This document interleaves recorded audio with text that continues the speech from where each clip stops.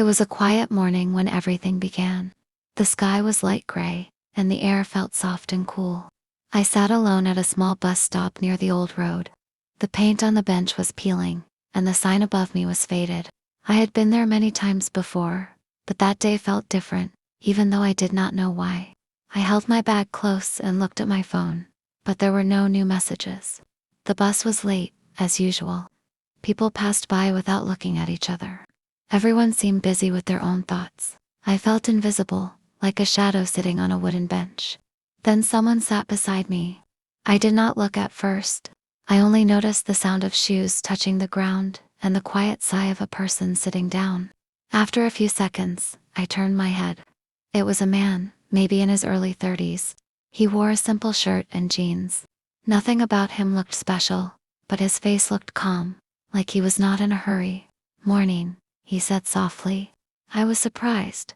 Strangers rarely talk to each other. I nodded and replied, "Morning."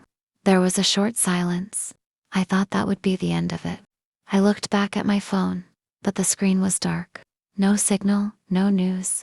Just me and my thoughts again. "Bus is late today," he said. "Yes," I answered. "It always is." He smiled a little. Not a big smile, just enough to show kindness. "Feels like it enjoys making people wait." I laughed quietly. I did not expect myself to laugh. Maybe it does. We both looked down the road, waiting for the bus to appear. Cars passed by, and the wind moved the leaves on the trees. The silence returned, but it did not feel uncomfortable this time. "My name is Daniel," he said after a while.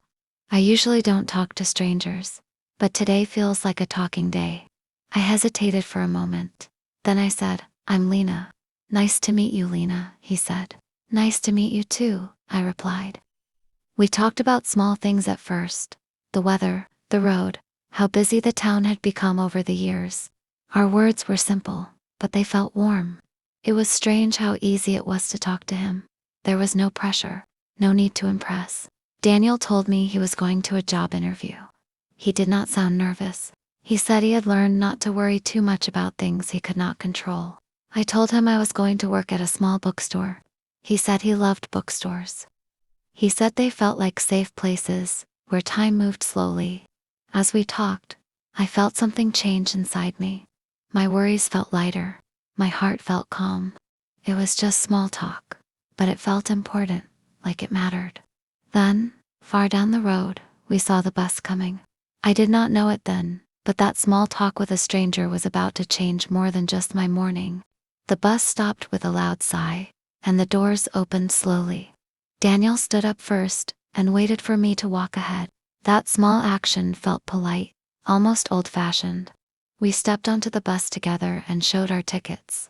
Inside, the bus smelled of dust and warm air. Most seats were empty.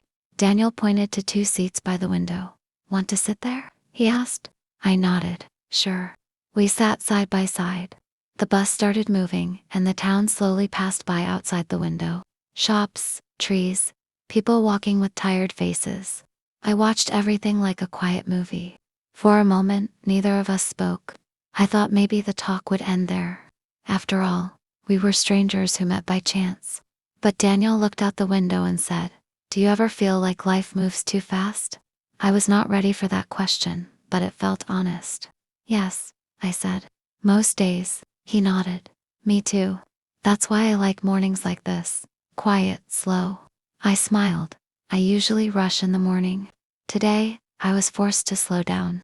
"Maybe that's a good thing," he said. I thought about his words. Maybe the late bus was not such a bad thing after all. Daniel told me about his last job. He worked in an office where everyone pretended to be happy. Long hours, short smiles. He said he felt empty there, like he was slowly disappearing. "I stayed too long," he said. "I was afraid to leave." I listened carefully. His voice was calm, but I could feel something heavy behind it. "I understand," I said softly. "Sometimes we stay because we are scared of the unknown." He looked at me, surprised. "That's exactly it." I shared a little about myself too, about the bookstore, about how I loved books, but sometimes felt stuck. I dreamed of writing one day, but I had never told anyone before. "Why not try?" Daniel asked. I laughed. It's not that easy. I know, he said. But dreams don't disappear. They wait. His words stayed with me. They felt simple, but deep. The bus stopped at a red light. A woman with a child got on. An old man sat near the front. Life continued around us. But inside that bus, it felt like time slowed down just for our conversation. Daniel checked his watch. I have 3 more stops, he said. I have 5, I replied. So we still have time, he smiled. We talked about favorite books, favorite places to be alone, little things that made us happy. Coffee in the morning, rain at night, music that brings back memories. I did not notice how fast the bus was moving until Daniel stood up. This is my stop, he said. I felt a small pull in my chest. Good luck with your interview. Thank you, he said. Then he paused. I'm glad I talked to you today. Me too, I replied honestly. He stepped off the bus and waved once before walking away. I watched him until he disappeared into the crowd. As the bus moved again, I looked out the window. I felt different, lighter, like a door inside me had opened, even if just a little. I did not know if I would ever see Daniel again. But that small talk on a bus had already left a mark on my heart. The bus moved forward, and the seat beside me was now empty. I kept looking at it, half expecting Daniel to come back and sit down again. Of course, he didn't. The bus doors had closed and his stop was already far behind us. I rested my head against the window. The glass was cool. Outside, the buildings changed into smaller shops and houses. People waited at other bus stops, just like we had earlier. I wondered how many quiet stories were starting and ending in places like this every day. Daniel's words stayed in my mind. Dreams don't disappear. They wait. I repeated that sentence softly to myself. It felt strange how someone I had just met could say something that stayed with me so strongly. When I reached my stop, I got off the bus and walked toward the bookstore. The bell above the door rang as I stepped inside. The familiar smell of old pages and wood surrounded me. It usually made me feel safe, but that morning, it made me feel thoughtful. My coworker Maya looked up from the counter. You're smiling, she said. What happened? I touched my face, surprised. Am I? Yes, she laughed. You look different. I talked to someone on the bus, I said. A stranger. Maya raised an eyebrow, and that made you smile all morning. I thought about it. I think so. She shrugged and went back to arranging books. Sometimes strangers say the right things. I spent the day shelving books and helping customers, but my mind kept drifting. Every time I picked up a book, I thought about stories. Stories of chance meetings. Stories of courage. Stories of people who dared to change their lives. During my lunch break, I sat by the back window with a notebook. I usually used it to write reminders, but that day, my hand moved on its own. I started writing a short story. Just a few lines at first, then a few more. It felt scary and exciting. For the first time in a long while, I did not stop myself. That evening, as I was closing the shop, I found something folded on the counter. A small piece of paper. I opened it slowly. If you ever decide to write, don't stop. Even on hard days, there was no name. Just the message. My heart skipped. I knew it was from Daniel. I remembered he had bought a small notebook before getting off the bus. He must have stopped by the bookstore after his interview. I looked around, but the shop was empty. I held the paper close and smiled. The small talk was no longer just small talk. It had become a quiet echo, following me through my day. As I walked home that night, the streetlights glowed softly. I felt less alone. Somewhere in the same town, a stranger was also walking, carrying his own hopes and fears. We had shared only a short moment, but sometimes, a short moment is all it takes to begin something new. And deep inside, I hoped this was not the end of the story. The next morning, I woke up earlier than usual. The sunlight touched my window softly, and for a moment, I just lay there, thinking.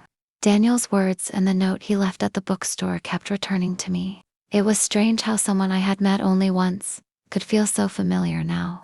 I decided to take a different bus that day. Not because I had to, but because I wanted to see if I might meet him again.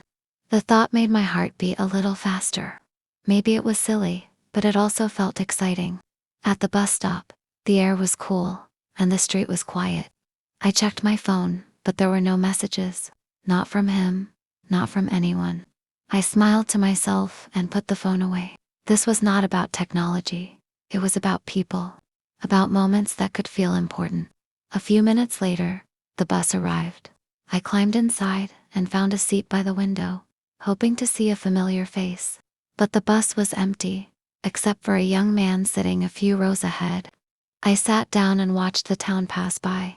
My mind wandered, remembering our conversation, the small talk, the laughter, the way he had listened without judgment.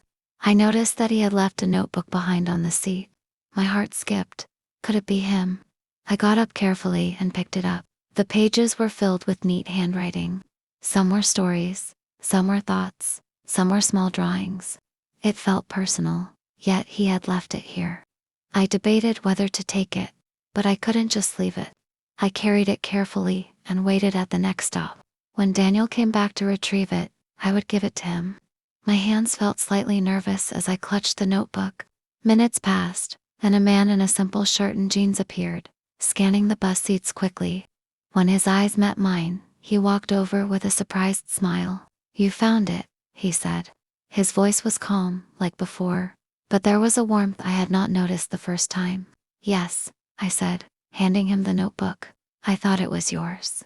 "Thank you," he said, taking it gently. He opened the cover and looked inside, then smiled again. "I can't believe you waited for me." "I didn't wait," I said softly.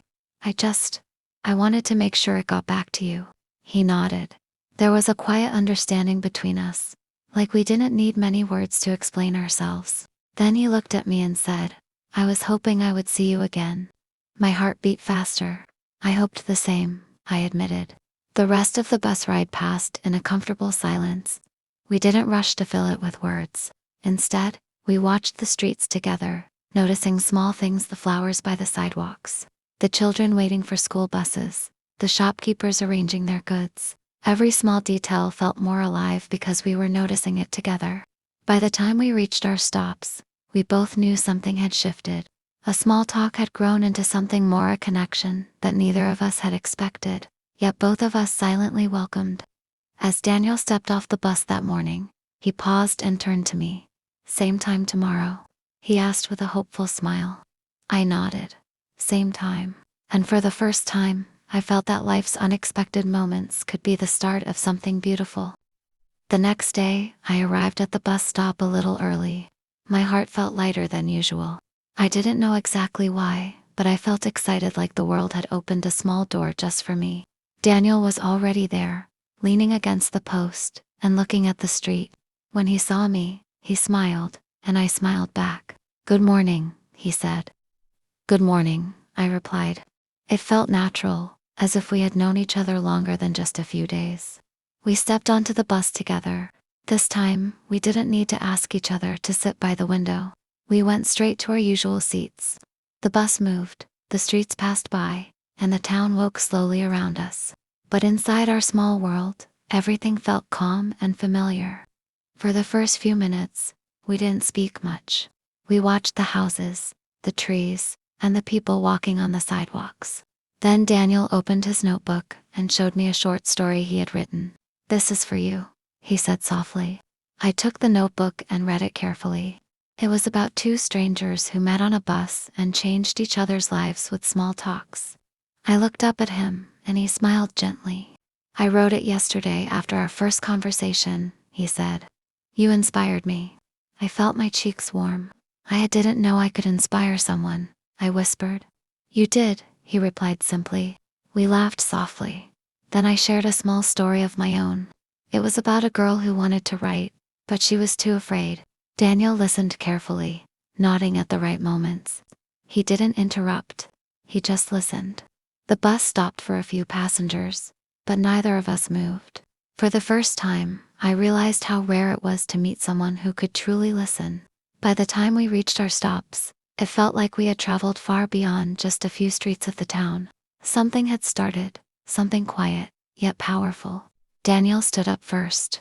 "I guess this is my stop," he said, smiling softly. I felt a little tug in my heart.